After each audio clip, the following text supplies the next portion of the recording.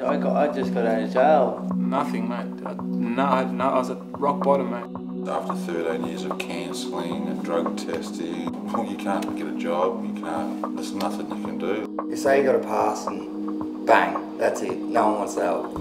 Before you know it, you got either rage and heroin habit or a rage and speed habit. Yeah, I didn't really think I was going to get a job. I didn't think I was going to get anywhere, really.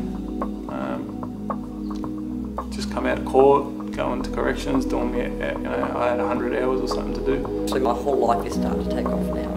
One stage, it was going on the wrong course. It's amazed me what I could accomplish out of it, yeah. I didn't even know I could draw. I draw charcoal, I done charcoal, wood burning. You have to do something with your time. To have a program like this for us to have access to and then to be able to open it up for these guys that come through the door, it's absolutely huge. You know, a lot of them were thinking it was going to be another one where you just go and clean up graffiti or whatever. And when they came in and found that this was a program where they were listened to and what they thought was important counted.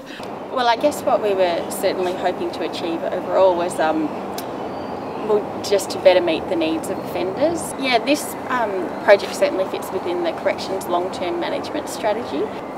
Certainly the aims of that strategy focus both on diversion and rehabilitation.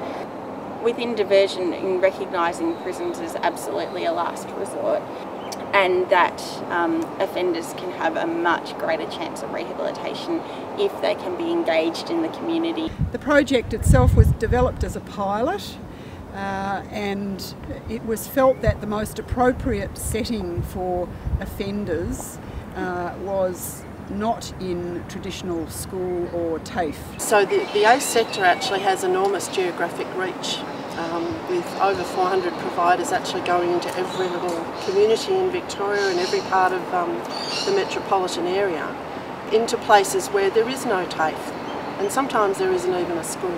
The ACE sector was seen as an ideal setting for these offenders to re-engage with learning. The ACE sector does provide that very broad geographic platform, as well as being a sector that very much has its tentacles, if you like, or its arms and legs out into its local community. You know, there's enormous potential for partnerships of all kinds, from local level right up to government department level. Initially we first heard about the project at a number of ACEtrax regional meetings, and we were quite excited about the prospect of MADEC being involved in it. Having the opportunity to provide a industry-specific program to the offenders was to us an advantage, or as well as a challenge. Teach me more things about life, more than anything, because you don't take this at school. That's the real school here, because that's what show you you're not a bad person, you done mistakes, you have a choice, and you can do it. Anyone can. If I can do it, anyone can do it. And so it was felt the most appropriate way to go was to institute a pilot, so that we could see whether we could test our theory and see whether in fact offenders did engage in a more positive and productive way with learning.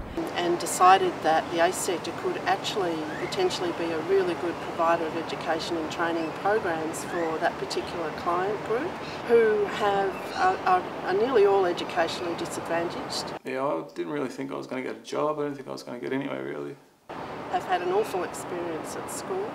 There's nothing you can do. Frequently have low literacy and numeracy skills, low employability skills, and need, I suppose, a fairly holistic approach to their education and training program.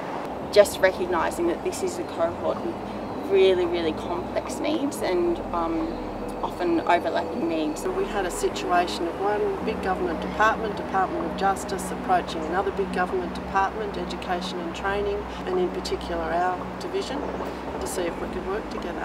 And in the end what we had was a memorandum of understanding between two government departments that was a partnership. Initially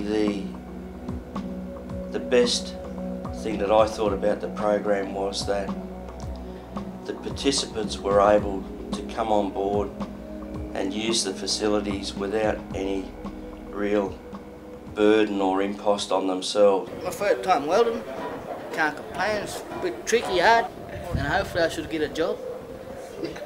I like motorbike, so yeah, when I'm working in a motorbike shop. Two of the big things where our offenders will re-offend or go off the rails are if they don't have meaningful employment. We certainly got a lot of assistance along the way from our staff. In order, some of them had one-on-one tuition if necessary. We have a 15-minute interview and I'm trying to find out what they want to do for hobbies or work or whatever, and you don't pick that up in 15 minutes, but working with them for 2 days a week, for 2 or 3 weeks, once they get to know me, they'll open up and we discuss what they'd like to do, what they don't want to do, and that's where it gives us a chance to aim them in a certain direction then. Their ability to participate in vocational training and educational programs is very, very limited, just purely because of their financial situation. And one of the big things that I sort of come to learn fairly quickly was that as soon as they found out that they weren't having to use their milk money or money that they might have sort of put petrol in the car or something, that was a huge relief for them. One of the most important elements of the pilot was the development of a community of practice, which provided forums for CCS officers and ACE providers to get together in an informal setting and to share their experiences, to educate each other about their own settings and their own professional frameworks, and to support each other. I think it was suck and see, to be quite honest. We tried all sorts of things. And in actual fact, if you look at the way we did the project, we did bits of everything. We started them off at our own location first, because we had a building we'd just acquired and it needed a lot of work done. And so they put in a veggie garden, and the veggies were then distributed through the community centre. So learned how to prune, learned how to plant, learned lots of new skills. One guy actually went home